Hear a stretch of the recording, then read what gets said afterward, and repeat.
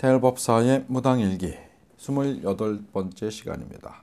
자, 오늘의 이야기 제목은 무당하려거든 형사나 판사가 되지 말고 변호사로 출발하라 하는 말로 대화할까 합니다.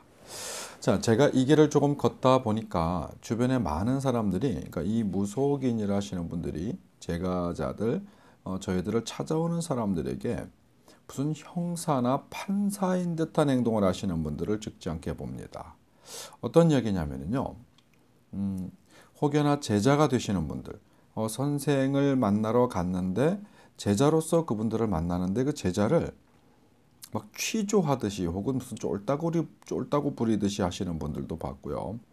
어떤 사람의 인생을 본인이 마음대로 재단하는 사람들도 봤어요. 본인이 판결하는 거예요. 넌 이렇게 해야 돼, 저렇게 해야 돼, 저렇게 해야 돼. 마치 그 말을 안 들으면 인생이 잘못되고 뭔가 크게 막 문제가 될 것처럼 이렇게 사람들의 인생을 본인이 방망이에 두드려서 판결하듯이 누군가에게 강제로 이렇게 주입하는 분들도 봅니다. 제가 생각할 때 이 무속인, 무당의 직업은 판사가 아니에요. 또 어떤 사람에게 취조하듯이 누군가에게 죄인을 다루듯이 사람들을 막 이렇게 다루는 어떤 그런 직업도 아닙니다. 그렇게 해서는 안 되죠.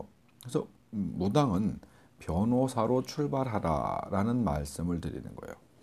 우리 애동 내지는 이제 이 길을 걸으려 하시는 분들, 이 얘기는 머릿속에 좀 담아주셨으면 좋겠어요. 우리에게 찾아오는 사람들은 대체적으로 힘들고 아프고 그래서 기댈 곳을 찾거나 어떠한 방법을 찾기 위해서 정말 절대절명의 어떤 그런 상황에서 우리들을 찾는 사람들이 많은데, 그들에게 조언을 해주고 그들에게 뭔가 방법을 일러주고 그들에게 어떤 삶에 있어서 희망을 주기 위해서 무당이라는 어떤 이런 우리의 역할이 필요로 하는 것이지, 그들에게 윽박 지르고 그분들을 더 힘들게 하고 혹은 그들의 삶을 우리가 뭔가 막 재단하듯이 이렇게 절단 내려고 혹은 무슨 공장에서 물건 찍듯이 이렇게 딱 만들어내려고 이렇게 마음 먹고 있으신 분들은 큰일 날 생각하고 계시는 거예요. 그런 삶을 살아서도 안 되겠지만 남들에게 그런 삶을 요구해서도 안 되는 부분이에요. 우리 보편적인 분들이 어딘가에 갔었을 때 어떤 형태적으로 몇 가지가 있을 수 있겠지만은요, 조금 세 보이는 사람이 간다 그러면은 이 무당이나 이런 사람들이 함부로 대하지를 못해요. 실제로 그런 경험을 상당히 많이 합니다. 제 주변에서도 그런 형태를 몇 번 봐요. 누군가 왔는데 여자고 남자고를 떠나가지고 쉽게 말을 하면 안 될 것 같은 거예요. 말을 함부로 내뱉어서도 안 될 것 같은 거예요. 이런 사람들에게는 무당의 태도가 바뀌어요. 이게 뭐지 하는 의문을 저도 좀 가져봅니다. 예를 들어서 누군가 왔는데 현직 상당히 뭐 어떤 이 능력을 갖고 있는 혹은 뭐 힘이 상당히 있는 사람이 무당집을 찾아왔어요. 그러면 무당이 개라는 발음이 잘못 나왔고요. 간쓸게 다 빼줄 듯이 그 사람들에게 살살거리는 모습을 봐요. 근데 그런 분들은 별로 없죠. 실제적 어떤 사회의 지위와 권력, 돈을 가지고 계신 분들은 많지 않죠. 우리를 찾아오는 사람들이. 어렵고 힘든 사람들이 많이 오죠. 무슨 죄인 다루듯이 하는 사람을 봐요. 그래서 저 사람은 저도 무속인이지만은 참 못쓰겠다는 사람들이 적지 않게 많았어요. 그래서 오늘의 제목을 제가 그게 불현듯 떠올라서 잡아본 거예요. 무당 잘 하려거든 형사처럼 굴지 마시고 판사처럼 굴지 마시고 변호사의 역할을 해주셨으면 좋겠다. 변호사는 어떤 역할을 해요? 서로 죄인이라 하더라도 잘못한 게 명백한 사람이라 하더라도 나에게 변호를 의뢰하여 왔을 때는 그를 위해서 최대한 힘써주는 거예요. 하물며 우리를 찾아오는 사람은 삶이 힘들고 어렵고 고통스러워서 찾아오는 사람들이거든요. 그러면 얼마나 더 마음 써주고 가슴을 열어줘야지 그 사람들에게 더 많은 고통을 안기려 하거나 그 사람들에게 뭔가 그 힘들고 어려움을 이용해서 더 힘들고 어려움을 자꾸 유발시키려 하면은 안 되지 않겠습니까? 우리 저희 같은 사람들을 찾는 분들도 이건 참고하셨으면 좋겠어요. 어딘가를 갔는데 계속 누군가가 공포를 더 유발을 해. 자기에게 무언가를 자꾸 강요를 해. 누군가의 삶을 제대로 알지도 못하면서 그 삶을 자꾸 재단하려 들어 라고 하면 여러분들이 조금 고민하셔야 돼요. 그런 무속인들을 만나셨을 때는 조금 고민하셔야 합니다. 좋은 자로서 존재하고 변호사로서 존재하는 자들이라고 하면 여러분들이 마음을 조금 더 열으셔도 괜찮을 거예요. 마음을 열어서 실패를 보는 경우들을 상당히 많이 봅니다. 어느 집에 처음에 갔는데 처음에는 내가 나름대로 어떤 입을 많이 안 열고 마음을 많이 안 열었더니 그가 대하는 게 좀 조심스럽더라. 그런데 어느 날 조금씩 세월이 흘러 시간이 흘러 그와 친분을 좀 유지하면서 내가 마음을 많이 열었더니 점점 대하는 게 좀 함부로 하더라. 혹은 더 많은 것들을 요구하더라. 금전적이든 마음적이든 어떠한 형태로든 자꾸 점점 무언가 좀 강도가 세워진다라고 했었을 때는 여러분들은 특히 조심하셔야 돼요. 그런 집은 다니지 않으시는 게 좋습니다. 저도 그런 유사한 오해를 얼마 전에 받은 적이 있어요.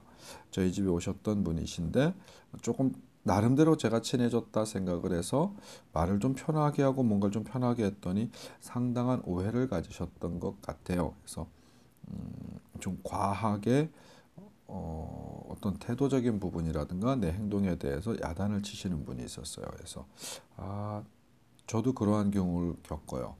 그래서 나도 실수했구나. 뭔가 사람을 대하는 데 있어서 조금 격이라는 게 필요했었는데 그것을 내가 못 지켰구나 하는 경험을 합니다. 저는 그렇게 과하게 혹은 그렇게 심하게 뭐라고 생각을 안 했거든요. 안 했는데 받는 사람이 나의 행동, 나의 언행을 내가 행동을 하면 보는 자가 있을 거고 내가 말을 하면 듣는 자가 있을 거 아니에요. 그러니까 보고 듣는 사람이 불쾌했거나 불편했다고 하면 내가 그것에 대해서는 실수한 게 맞구나라는 생각을 해요. 그래서 사과를 한 기억이 있어요. 얼마 안 되는 전 시간이었습니다만 매일매일 이렇게 공부합니다. 저도 나름대로 반성하고 그러지 말아야지라는 다짐을 하는데 서로 잘 안 될 때도 있어요. 하지만 그것이 삶인 분들이 있어요. 남들에게 조금 더 자기가 강함을 보이기 위해서 무속인 중에 자기가 그만큼 세다 혹은 뭐 강하다라고 하는 것들을 보이기 위해서 그렇게 좀 잘못 어필하시는 분들을 봅니다. 그런 분들은 이 영상 보신다고 하면 자기 자신을 다시 한번 좀 반성해 보셨으면 좋겠고요. 그런 분들과 인연이 되어서 어느 그 집에 다니시는 분들이라고 하면 조금은 그 무당, 법사든 만신이든 관계없어요. 그를 한 번쯤 한 발 뒤로 물러서서 좀 객관적으로 바라보시는 눈도 좀 가지셨으면 좋겠어요. 저에게 찾아와가지고 꽤 오랜 시간 동안 흐른 이후에 나중에 알고 봤더니 내가 사기당한 것 같아요 하시는 분들이 너무 많았어요. 그럴 땐 제가 오히려 그분을 야단치는 경우가 있어요.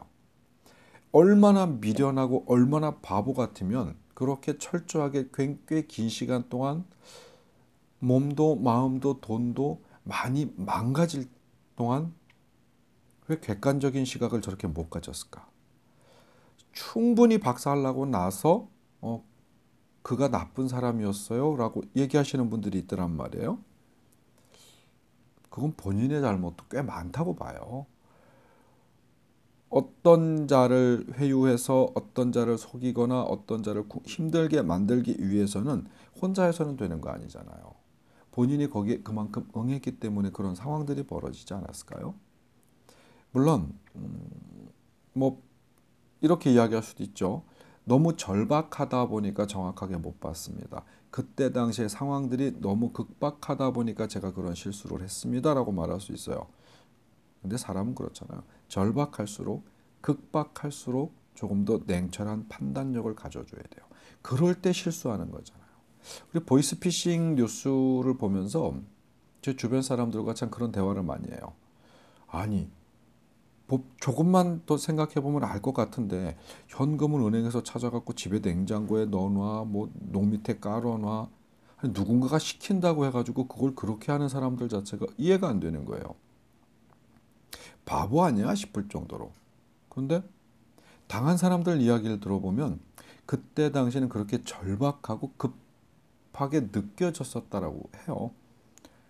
순간적인 실수하는 거죠. 근데 여러분들은 순간적인 실수가 아니었어요.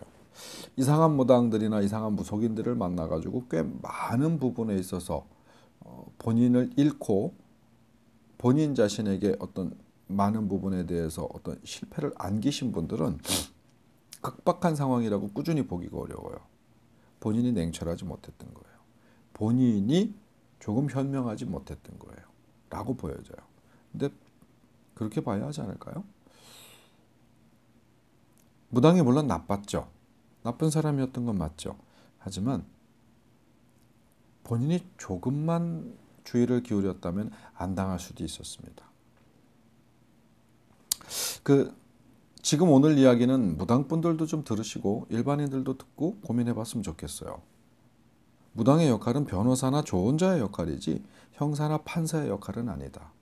여러분들이 어딘가를 갔었을 때 취조당하는 느낌이 있거나 아니면 무슨 판결받는 느낌이었으면 한 번쯤 고민해 보시는 게 좋아요. 내가 어딘가를 갔었을 때 위로를 얻고 조언을 얻고 뭔가 나에게 최소한의 어떤 심정적이든 현상적이든 도움이 되었다라고 생각이 되시는 분들 내지는 그렇게 느껴진다라고 하시는 분들과 어떤 인생을 상의하셔야지 형사 같고 판사 같은 분들이라면 곤란한 거예요. 무당을 바라보는 관점도 같이 통용이 될 것 같고요. 무당을 하시는 분들이 갖고 계셔야 하는 사고도 같은 관점이지 않을까 싶습니다. 형사, 판사, 변호사는 전혀 다른 개연성을 가지니까요. 자, 오늘의 우리 태울법사, 우리가 아니구나. 저 태울법사의 무당일기는 무당, 형사나 판사가 아니다.